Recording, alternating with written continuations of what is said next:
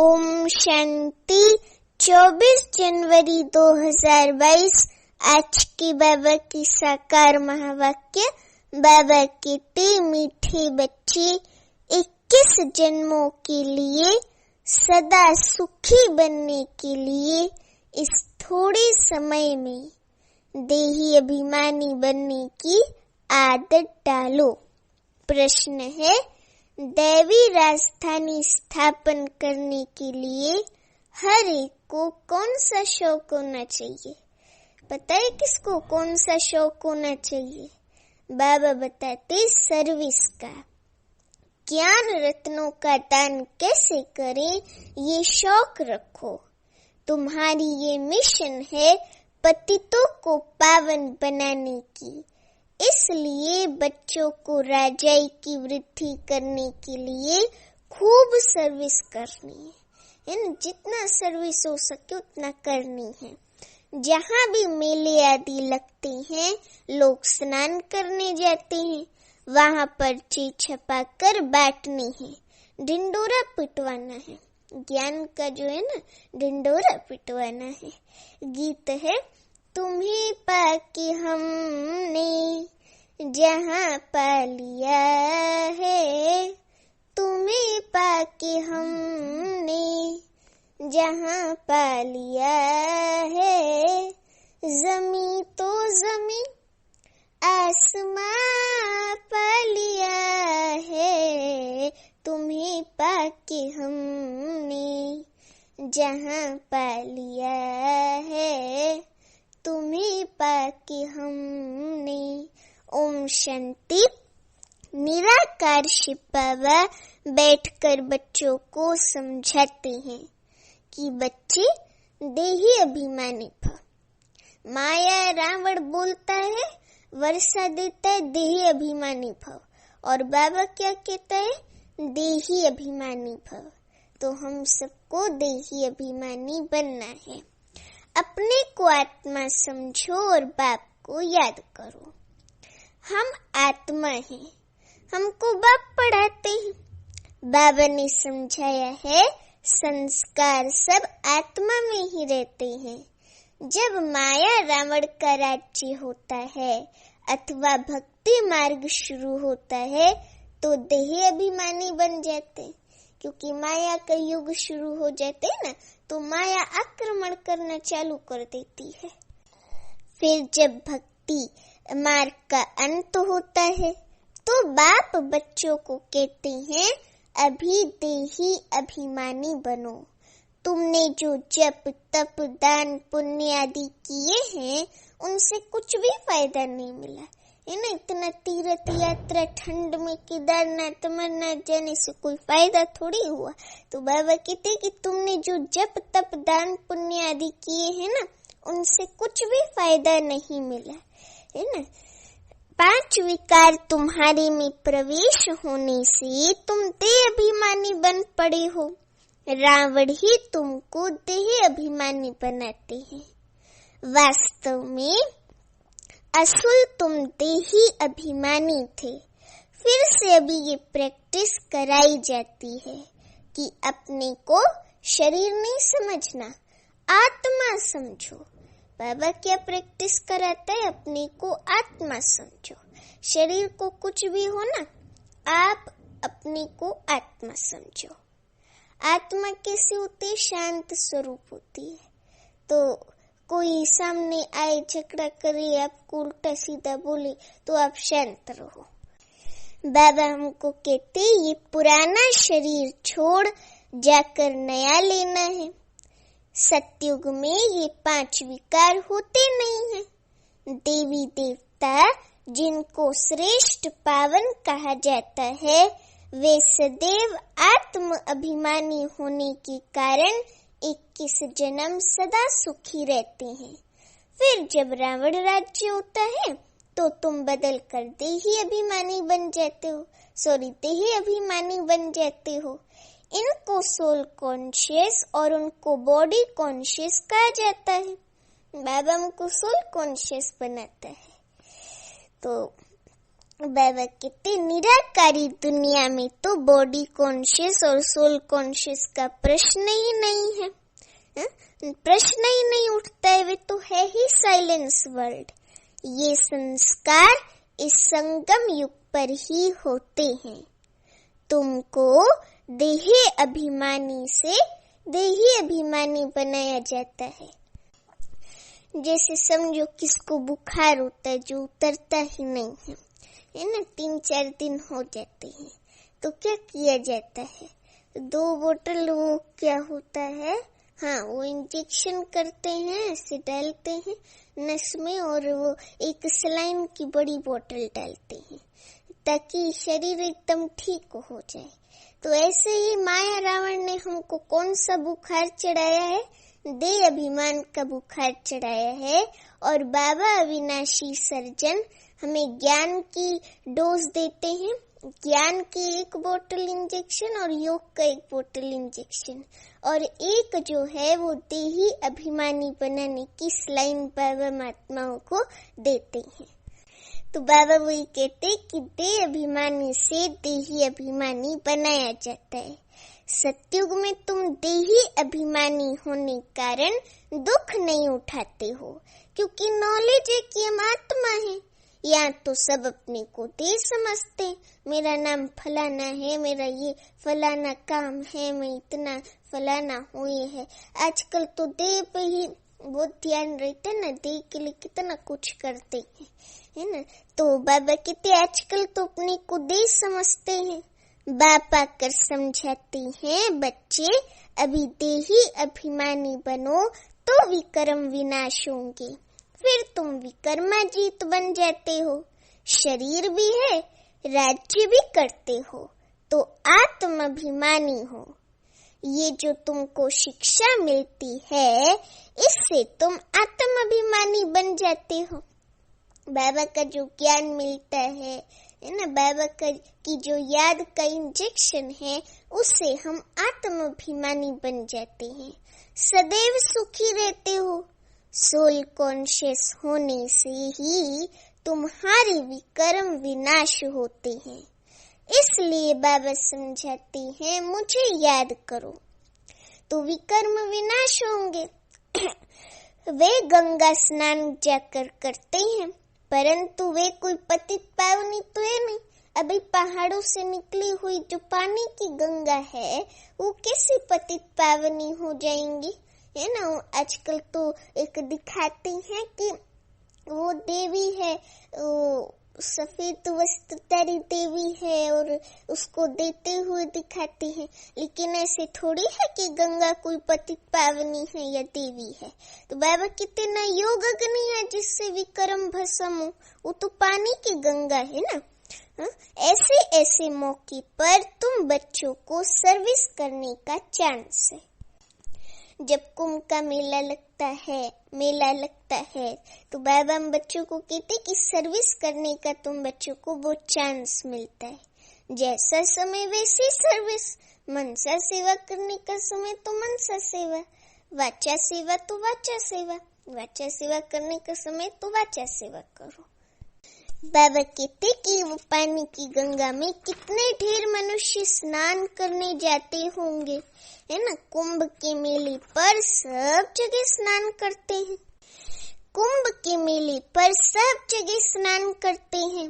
कोई सागर पर, कोई नदी पर भी जाते हैं। तो सबको बांटने के लिए कितने पर्चे छपाने पड़े। खूब बांटने चाहिए। पॉइंट ही सिर्फ ये 2 है।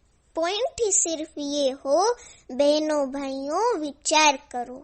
पतित पावन ज्ञान सागर और उनसे निकली हुई ज्ञान नदियों द्वारा तुम पावन बन सकते हो। वह इस पानी के सागर और नदियों से तुम पावन बन सकते हो। इस पहेली को हल किया तो सेकंड में तुम जीवन मुक्ति पा सकते हो। राज्य भाग्य का वर्षा भी पा सकते हो। ऐसे ऐसे पर्चे हर एक सेंटर छपा ले तो कोई रास्ते में भी मिले ना।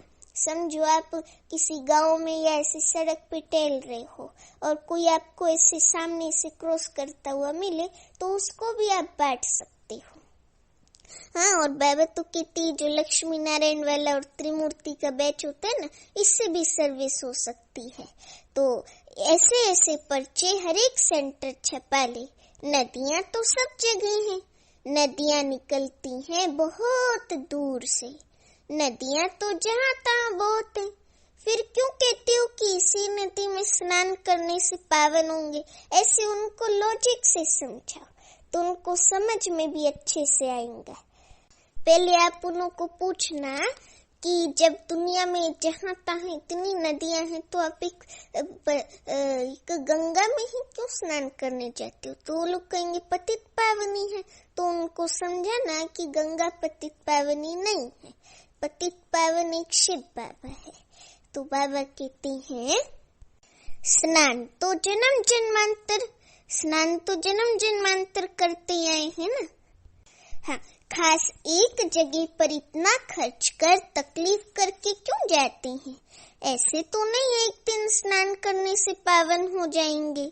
स्नान तो जन्म जन्मांतर करते हैं। सतयुग में भी स्नान करते हैं, वहाँ तो है ही पावन। यहाँ तो ठंडी में कितनी तकलीफ लेके जाते हैं स्नान करने। तो उन्हों को समझाना है, अंधों की लाठी बनना है, सुजाग करना है। जो उन्हों की सोई हुई आत्मा है ना, उसको जाकर के जगाना है। पतित पावन आकर पावन बनाते हैं, तो दुखियों को रास्ता बताना चाहिए। ये छोटे छोटे पर्चे एक हिंदी या इंग्लिश भाषा में नहीं, बाबा कहते कि सब भाषाओं में छपे हुए होने चाहिए। 1,00,000 2,00,000 छपाने चाहिए। जिन्हों की बुद्धि में ज्ञान का नशा चढ़ा हुआ है, उन्हों की बुद्धि काम करेंगी। ये चित्र 2-3 लाख सभी भाषाओं में होने चाहिए। जगह जगह पर सर्विस करनी है। एक ही पॉइंट मुख्य है, आकर समझो कि सेकंड में मुक्ति, जीवन मुक्ति कैसे मिलती है। मुख्य सेंटर्स की एड्रेस डाल दो, फिर पढ़े व ना पढ़े। तुम बच्चों को त्रिमूर्ति के चित्र पर बाबा कहते समझाना चाहिए कि ब्रह्मा द्वारा स्थापना जरूर होनी है। दिन प्रतिदिन मनुष्य समझते जाएंगे कि बरोबर विनाश तो सामने खड़ा है। बाबा कहते कि जहाँ जहाँ भी तुम्हारे सेंटर्स हैं, तो विशेष मौके पर ऐसे पर्चे निकालने चाहिए। तो इनसे बहुत सर्विस होती है। ये है ज्ञान रतन।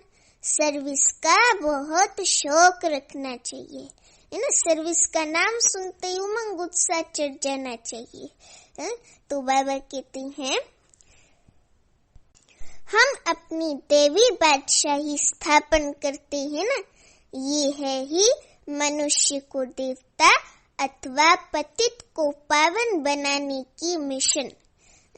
एक कोई लोग होते हैं वो मिशन लेके जाते हैं ना एक जगह दूसरे जगह, तो हमारी मिशन क्या है? पतित को पावन बनाने की मिशन। ये भी तुम लिख सकते हो कि बाबा ने समझाया है मन मनाभव। पतित पावन बेहद के बाप को याद करो तो विकर्म विनाश हो जाएंगे। सहज है ना। यात्रा की पॉइंट भी तुम बच्चों को बार बार समझाई जाती है। बाप को बार बार याद करो, है ना। बाबा को बार बार याद करना है, निरंतर दिन में याद करना है। सिमर सिमर सुख पाओ, कला कलेश मिटे सब तन के, अर्थात तुम एवर हेल्थी बन जाएंगे। ये शांतिवन में जो बाबा का इलाज का स्थान है एवर हेल्थी, उसका नाम एवर हेल्थी है ना। तो बाबा ने कहा कि सिमर सिमर सुख पाओ, कला कलेश मिटे सब तन के, अर्थात तुम एवर हेल्थी बन जाएंगे। हमेशा के लिए हेल्थी वेल्थी बन जाएंगे। बाप ने मंत्र दिया है कि मुझे सिमरो, अर्थात याद करो। ऐसे नहीं कि शिव शिव बैठ समरो, ऐसे नहीं कि माला जपनी शिव बाबा, नहीं। मन से याद करना है, बाबा को प्यार से याद करना। और याद भी करने की जरूरत नहीं है। जो अपना होता है ना, उसको याद करने में मुश्किल नहीं होती, उसकी याद स्वतः आती है। कल बाबा ने डॉक्टर्स को क्या कहा कि जो पराया होता है उसको याद करने में मुश्किल होती है। ऐसे नहीं कि बाबा बड़ा है, सूर्यों से भी ज्यादा तेजोमय है, नहीं, मेरा बाबा है, उसको दिल से याद करो। तो शिव के भगत ऐसे शिव शिव के माला जपते हैं, वास्तव में है रुद्रमाला। शिव और शालिग्राम, शिव बाबा शिव और हम सब आत्माएं हैं शालिग्राम। ऊपर में है शिव, बाकी है छोटे छोटे दाने अर्थात आत्माएं। आत्मा इतनी छोटी बिंदी है, काले दानों की भी माला होती है, तो शिव की माला भी बनी हुई है। आत्मा को अपने बाप को याद करना है, बाकी मुख से शिव शिव नहीं बोलना है ना। शिव शिव कहने से फिर बुद्धि योग माला तरफ चला जाता है। शिव शिव मुख से कहो ना तो माला याद आती है, अरे माला होती तो हम जपते ना शिव शिव। अभी ये भक्ति थोड़ी जिसमें शिव शिव जपना है। तो बाबा कहते हैं कि मुख से शिव शिव नहीं बोलना है, शिव शिव कहने से फिर बुद्धि योग माला तरफ चला जाता है। अर्थ तो कोई समझते नहीं है। शिव शिव जपने से थोड़ी विकर्म विनाश होंगे। माला फेरने वालों के पास ये ज्ञान नहीं है कि विकर्म तब विनाश होते हैं जब संगम पर डायरेक्ट शिव बाबा कर मंत्र देते हैं कि मामी कम याद करो। बाकी तो कोई कितना भी बैठ शिव शिव कहे, विकर्म विनाश नहीं होंगे। काशी में भी जाकर रहते हैं तो शिव काशी कहते रहते हैं। कहते हैं काशी में शिव का प्रभाव है। शिव के मंदिर तो बहुत आलीशान बने हुए हैं। सोमनाथ का भी मंदिर जो था ना, कहते हैं कि वो बहुत हीरे सोने से भरा हुआ था। शिवलिंग के अंदर भी बहुत हीरा सोना था और जो शिवलिंग था वहाँ का वो अपने बल पे खड़ा था, उसको किसी चीज का सहारा नहीं चाहिए था। तो मोहम्मद गजनवी आया ना, उसने 17 बार वो सब धन लूट करके ले गया। तो बाबा कह रहे हैं कि शिव के मंदिर तो बहुत आलीशान बने हुए हैं। अभी भी जो सोमनाथ का मंदिर रिन्यू हुआ है तो भी बहुत अच्छा बना है ना। वे ये सब है भक्ति मार्ग की सामग्री। तुम समझा सकते हो कि बेहद का बाप कहते हैं मेरे साथ योग लगाने से ही तुम पावन बनेंगे। एक चीज ध्यान से नोट कर लेना, डबल अंडरलाइन, आज की मुरली की बात है कि मेरे साथ योग लगाने से ही तुम पावन बनेंगे। और दूसरी बात, बच्चों को सर्विस का शौक होना चाहिए। बाप कहते हैं मुझे पतितों को पावन बनाना है, तुम बच्चे भी पावन बनाने की सर्विस करो। पर्चे ले जाकर समझाओ, बोलो इनको अच्छी रीति पढ़ो। बाबा कहते मौत तो सामने खड़ा है, ये दुख धाम है। अब ज्ञान स्नान एक ही बार करने से सेकंड में जीवन मुक्ति मिलती है। फिर नदियों में स्नान करने भटकने की क्या दरकार है। हमको सेकंड में जीवन मुक्ति मिलती है, तब ढिंडोरा पिटवाते हैं। नहीं तो कोई थोड़ी ऐसे पर्चे छपवा सकते। पहले तो खुद को प्राप्ति होंगी ना, तभी तो हम उस बात को और तक पहुंचाएंगे ना। तो बाबा कहते ऐसे थोड़ी कि कोई ऐसे पर्चे छपवा सकते हैं। बच्चों को सर्विस का बहुत शौक होना चाहिए। पहेलियां भी जो बनवाई हैं वे सर्विस के लिए हैं। बहुत है जिनको सर्विस का शौक ही नहीं है ना, ध्यान में ही नहीं आते कि कैसे सर्विस करे। इसमें बड़ी अच्छी चमत्कारी बुद्धि चाहिए। जिनके पैरों में देह अभिमान की कड़ियां जंजीरें पड़ी हैं तो देही अभिमानी बन नहीं सकते हैं। समझा जाता है ये क्या जाकर पद पाएंगे, तरस पड़ता है। सब सेंटर्स में देखा जाता है कि कौन कौन पुरुषार्थ में तीखे जा रहे हैं, कोई तो अक के फूल भी हैं, कोई गुलाब के फूल भी हैं। बाबा ने 69 की मुरली में कहा था कि गुलाब भी 3 प्रकार के होते हैं।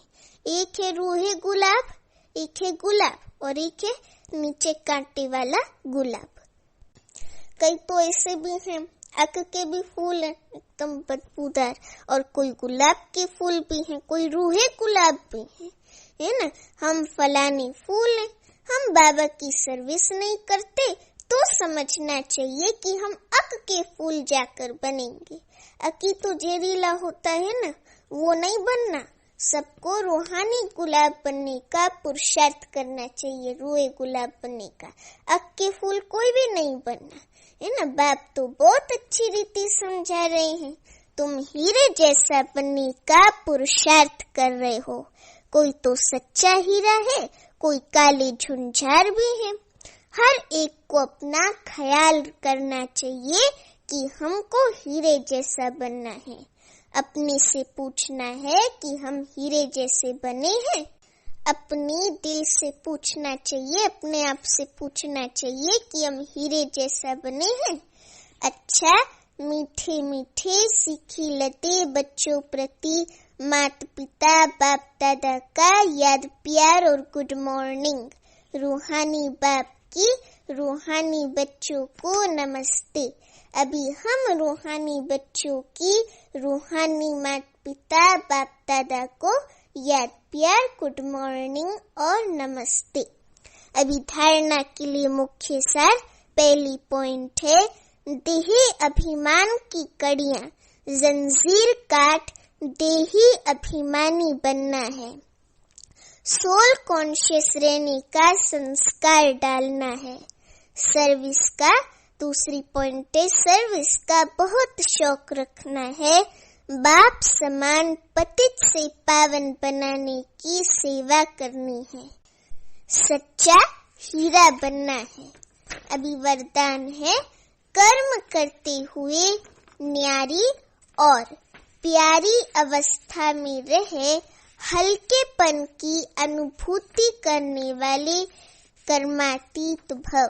कर्म करते हुए न्यारी और प्यारी अवस्था में रहे हल्केपन की अनुभूति करने वाले कर्मातीत भव। अभी वरदान का स्पष्टीकरण है, कर्मातीत अर्थात न्यारा और प्यारा। कर्म किया और करने के बाद ऐसा अनुभव हो जैसे कुछ किया ही नहीं। कराने वाले ने करा लिया, करावनार बाबा ने करा लिया। ऐसी स्थिति का अनुभव करने से सदा हल्कापन रहेगा। कर्म करते तन का भी हल्कापन, मन की स्थिति में भी हल्कापन। जितना ही कार्य बढ़ता जाए उतना हल्कापन भी बढ़ता जाए। कर्म अपनी तरफ आकर्षित ना करे। मालिक होकर कर्मेंद्रियों से कर्म कराना और संकल्प में भी हल्केपन का अनुभव करना, यही कर्मातीत बनना है। अभी स्लोगन है, सर्व प्राप्तियों से सदा संपन्न रहो तो सदा हर्षित, सदा सुखी और खुश नसीब बन जाएंगे। सर्व प्राप्तियों से सदा संपन्न रहो तो सदा हर्षित, सदा सुखी और खुश नसीब बन जाएंगे। अभी मातेश्वरी जी के अनमोल महावाक्य हैं। टॉपिक है, किस्मत बनाने वाला परमात्मा और किस्मत बिगाड़ने वाला खुद मनुष्य है। मम्मा कहती हैं कि अब ये तो हम जानते हैं कि मनुष्य आत्मा की किस्मत बनाने वाला कौन है और किस्मत बिगाड़ने वाला कौन है।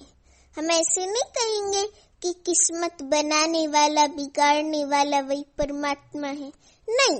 बाकी ये जरूर है कि किस्मत को बनाने वाला परमात्मा है और किस्मत को बिगाड़ने वाला खुद मनुष्य है। अब ये किस्मत बने कैसे और फिर गिरे कैसे, इस पर समझाया जाता है। मनुष्य जब अपने को जानते हैं और पवित्र बनते हैं तो फिर से वो बिगड़ी हुई तकदीर को बना लेते हैं। अब जब हम बिगड़ी हुई तकदीर कहते हैं तो इससे साबित है कि कोई समय अपनी तकदीर बनी हुई थी जो फिर बिगड़ गई है। अब वही फिर बिगड़ी तकदीर को परमात्मा खुद आकर बनाते हैं। अब कोई कहे परमात्मा खुद तो निराकार है, वो तकदीर को कैसे बनाएगा? इस पर समझाया जाता है निराकार परमात्मा कैसे अपने साकार ब्रह्मातन द्वारा अविनाशी नॉलेज द्वारा हमारी बिगड़ी हुई तकदीर को बनाते हैं। अब ये नॉलेज देना परमात्मा का काम है, बाकी मनुष्य आत्माएं एक दो की तकदीर को बनाते, एक दो की तकदीर को नहीं जगा सकती हैं। तकदीर को जगाने वाला एक ही परमात्मा है। तो इसकी आज की पॉइंट है, जिस समय जिस संबंध की आवश्यकता हो उसी संबंध से भगवान को अपना बना लो। जिस समय जिस संबंध की आवश्यकता हो उसी संबंध से भगवान को अपना बना लो। दिल से कहो मेरा बाबा और बाबा कहे मेरे बच्चे। इसी स्नेह के सागर में समा जाओ। ये स्नेह जो है ना, ये किसका काम करता है? छत्र छाया का काम करता है। इसके अंदर माया आ नहीं सकती। अच्छा, ओम शांति।